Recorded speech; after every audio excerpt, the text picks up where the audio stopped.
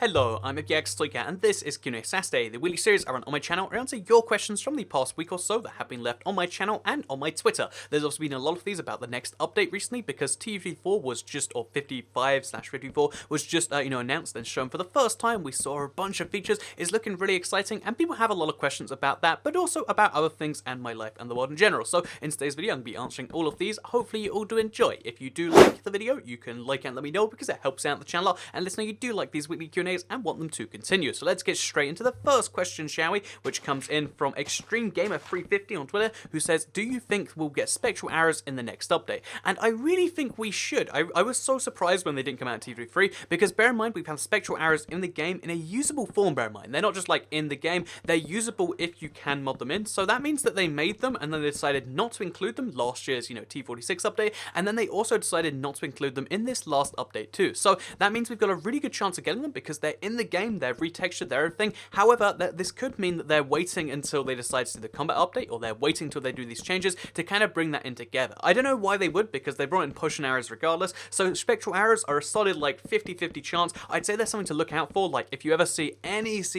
you look on every screenshot they post, look at everything I post about it, and we might just eventually see the spectral arrow effect, which in case you're curious is the ability to see someone through walls. It like lights them up. It's a really interesting thing when it does happen, but we don't have it right now in a very bizarre ton of events. So let's move on to the second question though, which comes in from A is for Awesome, who says, Toycat, why is the PC edition always ahead of the console and the PE? Keep up the good videos. So the easy reason for this is because the PC version used to be the main version of the game, and it used to be the only version of the game. The Pocket Edition came around in 2011, if I'm not mistaken, and the console version came around in 2012, whereas the PC was way back when, from 2009. So that means that it had like years more of development than these other platforms, which, you might not think is a big deal, but years, when you consider the PC was out for like 5 years when the console was out for 2, you can imagine why the PC was ahead of the console at that point. So yeah, because of that, that meant they were always ahead by a little bit. However, I think as of this summer, the next update for console, and maybe even right now, you can almost argue for PE, they're pretty much up to date with the PC. There's a few features missing, but it's mostly like, oh yeah,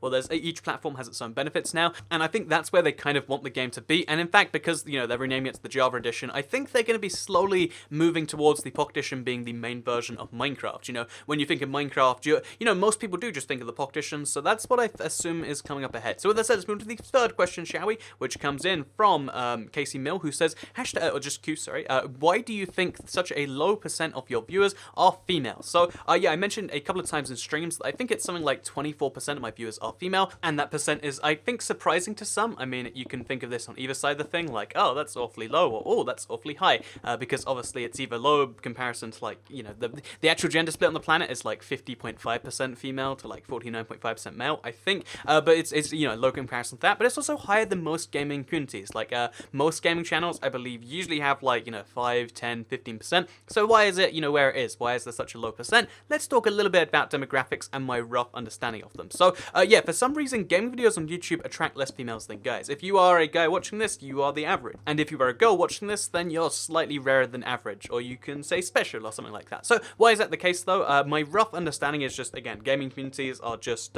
they tend to go that way. I'm not entirely sure, because there is, like a 50-50 split between girls and guys who play games also, but again, that tends to vary a little bit from game to game and age group to age group. So my very rough understanding is that because I don't do the same thing where I am at the very, very young segment and, ruin the content for that. Like, yeah, I think that's how Minecraft channels work on YouTube these days. That's how you make money. That's fine. That's what they do. But I think because I'm missing out on that like 3 to 11 or 12 or whatever segment, I think that's usually where it's a bit more split, and that might be some portion of it. That's my very rough understanding. It could also just be that like, oh yeah, well, I'm a British person who speaks fast. Maybe that's just something that only guys like. I can't tell you for certain. But yeah, I can tell you that over time it goes up and down a lot. Like it's been as high as like 40% sometimes, and it's gone as low as like 15, 10%. So I think over time, maybe, again, this is my secondary theory, that because you see more, girls in live stream chat, I think, like it's a higher percent than that, maybe over time it's the female viewers who are coming in and leaving more often. That's the closest thing I have to a theory, because obviously the percent of them goes up and down a lot. I mean, you could argue the male percent is going up and down, but I think either male or female viewers are more likely to stick around than the others, and I'd love to know which it is. But again, all I have to go on is like, oh yeah, well, there's a certain age thing that plays into me being different, and there's also the fact that in live streams you see a lot more girls than guys. This, than my average ratio should be. So if anyone wants to piece that together and put the magic puzzle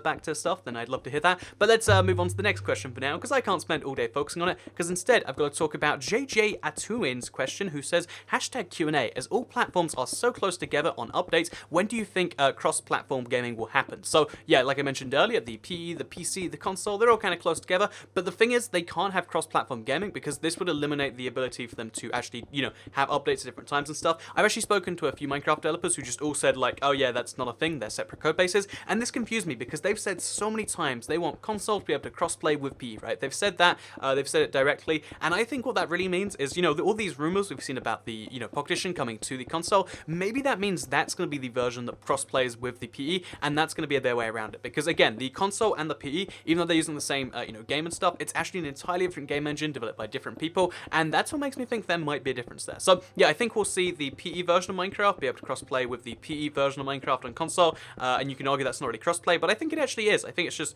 they're making all these architectures sync together, and they're making one version of the game, but it might not be the version of the game we're playing right now, which is a little bit confusing, and we'll see how that goes though. So let's move on to the next question, which isn't a question, it's someone just posting a random rumor, because they say Game for Fame says T55 won't be out for PS3 and Xbox 360, that's why they're releasing it in 2 parts. So let me just, this is something that happens just all the time. People come up with rumors, and then these rumors spread like crazy. So yeah, this one in particular, like, oh yeah, T55 isn't coming out for PS3 or 360. I mean, there's a tiny chance it's real, but I literally had a conversation with, some people who are like, the big, like, PR leads for Minecraft, and they've said, like, no, there's no plans to in the console right now. We still haven't worked out when that's going to happen. Even though these are 12-year-old consoles, they're still clinging on to them, and the fact that this comes out of nowhere is just a lesson to everyone. Like, when you hear something, just because it sounds ridiculous or it sounds excitingly positive, don't believe it. I saw a lot of rumors saying, oh yeah, the next update is definitely coming out this week. It just came out of nowhere. People just started believing it.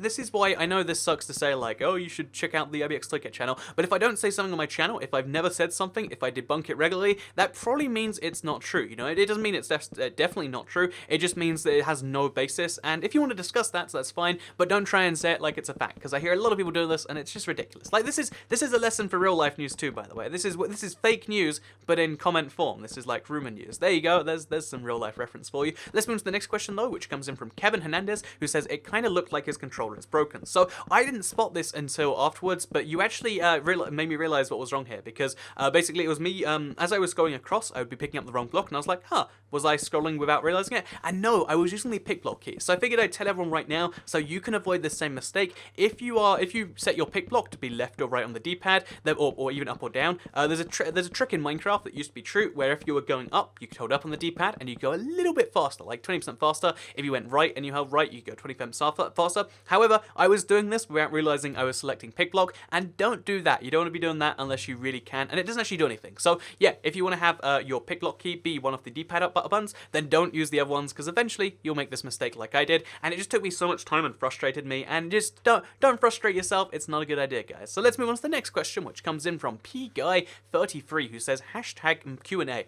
Why did Mojang add coins for map purchases instead of having us directly purchase it? So this is something I think is especially relevant right now too, right? But basically, the coins thing, although the official reason is because they want to be able to, you want to be able to buy stuff just instantly, no payment process stuff allowed, and because app stores only let you buy stuff in certain numbers, and people might, if you want to sell something for, let's say, $1 or $1.20, the app stores only let you sell for 99 cents, I think it is. So yeah, this allows them to set their own prices, but I think the other reason, and let's be honest, this is kind of what it is, the reason digital currency is so popular, like the coins, is because you'll buy slightly more than you need, and you're not ever entirely sure how much they're worth. And again, this is like weird psychology stuff, and it shouldn't, be able to trick you like this, but it actually works, perfectly. Like, you're like, oh yeah, I have no idea. And in a way, this sounds terrible, but I think really the end result is like, well, if you like Minecraft a lot anyway, this is just going to have, give you one more reason to stay in Minecraft, because you want to spend those last 100 coins or whatever, right? So yeah, there's the answer to your question. Why do they have coins? Officially, it's for different payment amounts, and I do believe that's like some amount of their decision, but I also think because they sell them in such weirdly sized bundles, the whole Microsoft, like, it's got to be something like that too, right? That's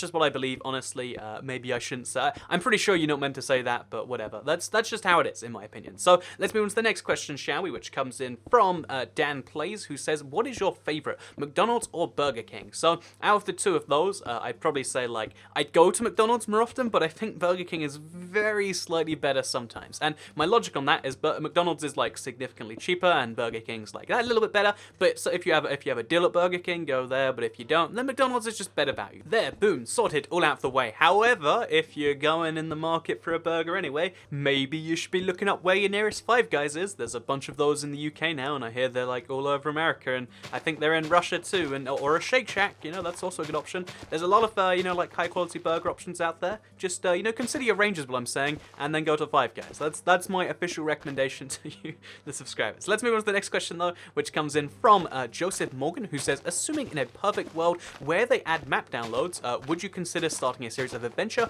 horror, or challenge maps? So in this perfect world where they did that, which honestly they've hinted at enough to make me think it's on the cards, like on the cards as in like, oh yeah, it'll be coming out like late this year or early next year. You know, these sorts of things that they're planning but they're not working on, in my opinion. That's where I think it is. So when that does come out though, if there isn't a proper rating system, which I don't imagine there is, I would love to do a series where I like highlighted the best maps for people to play. Because right now, you know, I would do the best maps that you can download, but most people can't download maps. The process is awful. There aren't that many maps out there.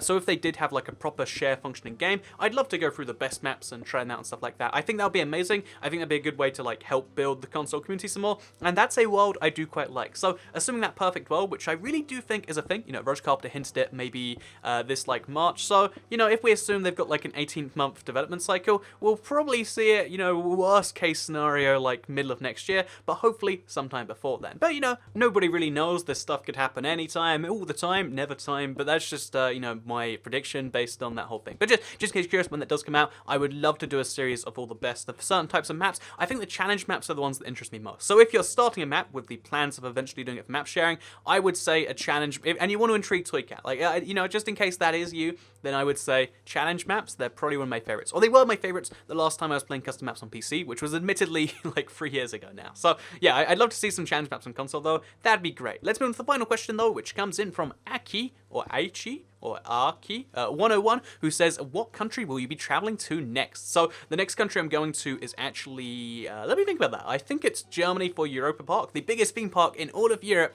I'm going there actually because I always wanted to, and now it's going to be a thing. Maybe it'll disappoint me. Maybe it'll be the best thing in the world. Only way to find out is to go. And then after that, I'm going to Scotland at some point thereafter. I don't think I can be more specific on that, but at some point this month, I am going to Scotland. It's going to be nice. I'm going to see Edinburgh for the first time, the capital of Scotland. It's going to be nice. It's going to be an experience. So yeah, with that said, I hope you did all enjoy this week's Q&A though, because that's the last question. If you want to leave a question for next week, leave it in the comments down below. Type it.